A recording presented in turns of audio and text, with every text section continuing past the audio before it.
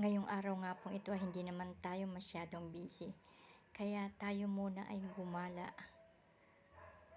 Ayan, gala tayo sa DRT sa Angat, Bulacan.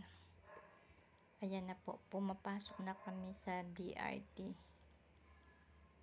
Doña Remedios Trinidad. Ayan. Hindi kami masyadong busy ngayong araw na ito, kaya naisipan namin gumala.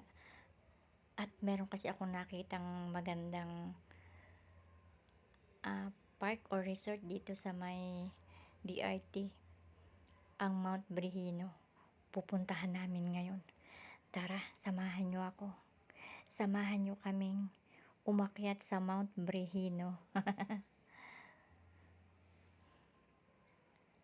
Ayan. Medyo malayo-layo din po. Pero Bulacan pa rin. Sa Bulacan lang din kami nanggaling sa Sapang Palay proper, pero malayo-layo pa din. Hanggang DRT mga 2 hours po. Tapos medyo traffic doon sa pagpasok. Kaya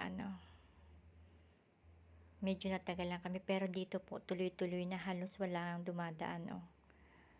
Ayan po, nakarating na po kami sa Mount Brehino at napakaganda mo naman talaga ng tanawin na yan. Sa mga nature lover. Ayan. Kitang-kita ang dun sa baba, napakatuktok na po talaga to, sa may tuktok ng bundok. Ang ganda ng tanawin po at ang hangin dito. Ayan po, meron din po silang swimming pool dyan. At meron silang mga kubo. Ayan.